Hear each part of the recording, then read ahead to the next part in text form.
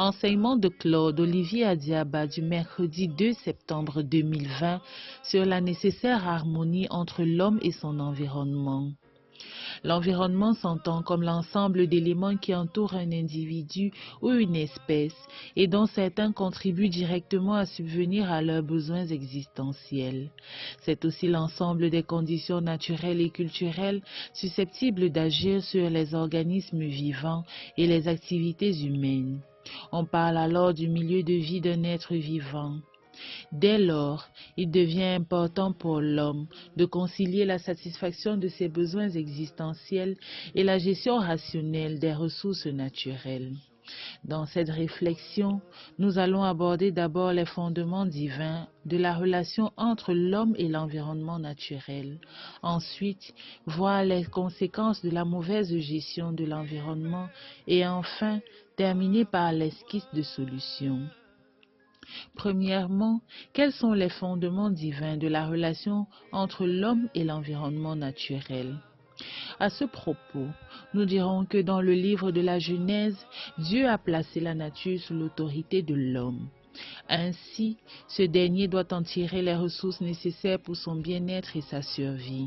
À ce sujet, il est écrit, je cite, « Dieu les bénit, et Dieu leur dit, soyez féconds et prolifiques, remplissez la terre et dominez-la.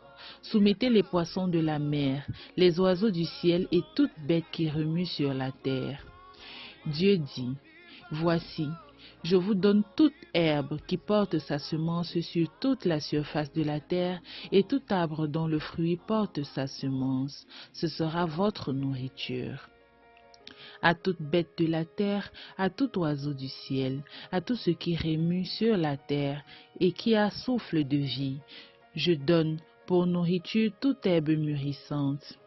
Il en fut ainsi. Dieu vit tout ce qu'il avait fait.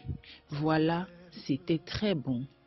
Il eut un soir, il eut un matin, 6e jour. Fin de citation.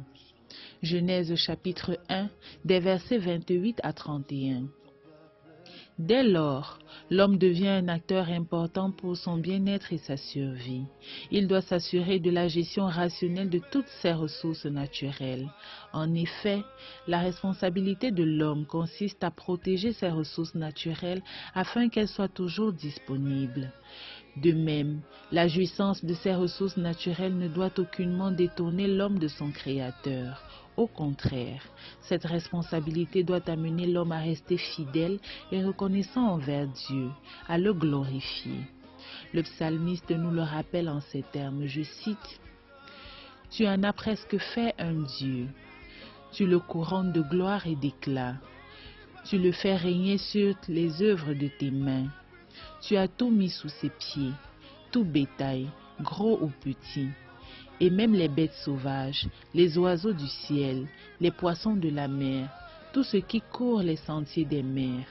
Seigneur, notre Seigneur, que ton nom est magnifique par toute la terre. » Fin de citation.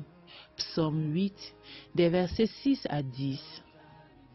L'homme n'a donc aucune raison de se détourner de Dieu, de mépriser son Créateur ou de se dresser contre lui et même de détruire ce trésor que Dieu a placé entre ses mains pour son bien-être et la gloire de Dieu.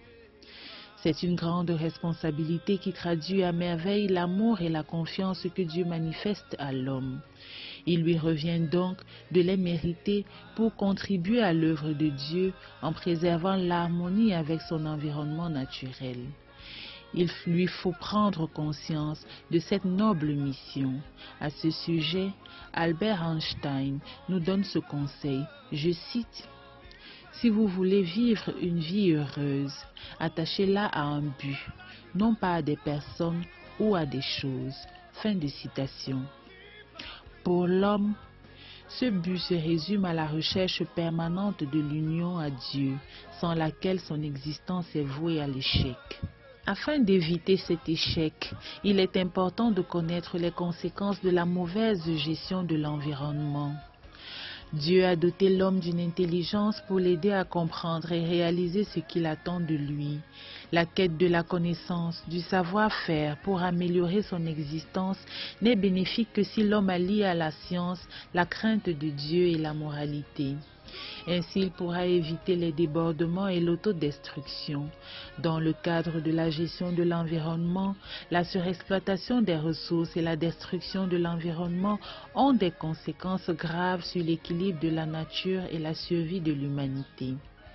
C'est ainsi que nous assistons à la rareté des ressources naturelles vitales, à la pollution de l'atmosphère et des eaux, au changement climatique avec pour corollaire le réchauffement de la planète, l'augmentation du niveau de la mer, les pluies diluviennes et torrentielles suivies des inondations, des cyclones et des éboulements. De même, la surexploitation du sous-sol et des ressources forestières impacte négativement sur l'équilibre des écosystèmes. On assiste à la diminution accrue des forêts naturelles, à l'érosion des terres arables, à l'ensablement des cours d'eau, à la diminution de la production agricole qui provoque des vagues de famine, entre autres. Il s'agit là de quelques conséquences des égarements de l'homme qui pense réaliser son bonheur en dehors de Dieu. Il est écrit, je cite, « Ce peuple m'honore des lèvres, mais son cœur est loin de moi.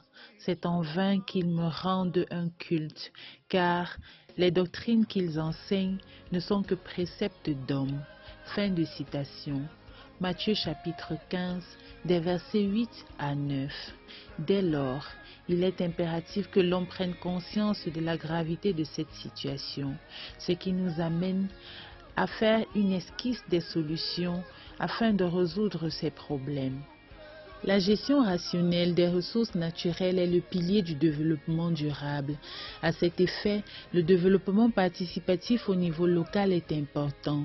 Il s'agit d'impliquer les collectivités locales dans des actions de préservation de l'environnement, de les former aux activités agro-pastorales, à la promotion des énergies renouvelables, au respect des plans d'urbanisation et de drainage des eaux, à la gestion disciplinée des ordures ménagères et des eaux usées.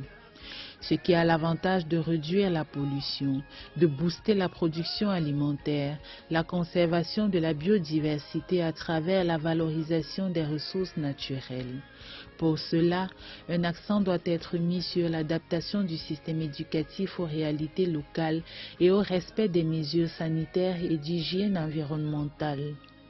Il s'agit de former la jeunesse et la population à la gestion et à la transformation raisonnable des ressources naturelles locales tout en améliorant leur cadre et conditions de vie. Arrivé au terme de notre réflexion, il est intéressant de retenir que toute activité ou action humaine doit s'accompagner de la charité, du bon sens et de la crainte de Dieu. Ne perdons jamais de vue que la terre est un précieux héritage que Dieu nous a confié. Par conséquent, nous devons le gérer en tenant compte des générations futures et du devenir de notre planète. Il s'agit d'une dynamique collective. Formons nos enfants aux activités intellectuelles, agricoles, pastorale, au travail bien fait, à la protection de l'environnement. Ayant à cœur cet extrait biblique, je cite, « C'est dans la peine que tu t'en nourriras tous les jours de ta vie. Il fera germer pour toi l'épine et le chardon, et tu mangeras l'herbe des champs. À la sueur de ton visage, tu mangeras du pain, jusqu'à ce que tu retournes au sol. » Fin de citation. Genèse chapitre 3, des versets 17 à 19. Que Dieu vous bénisse.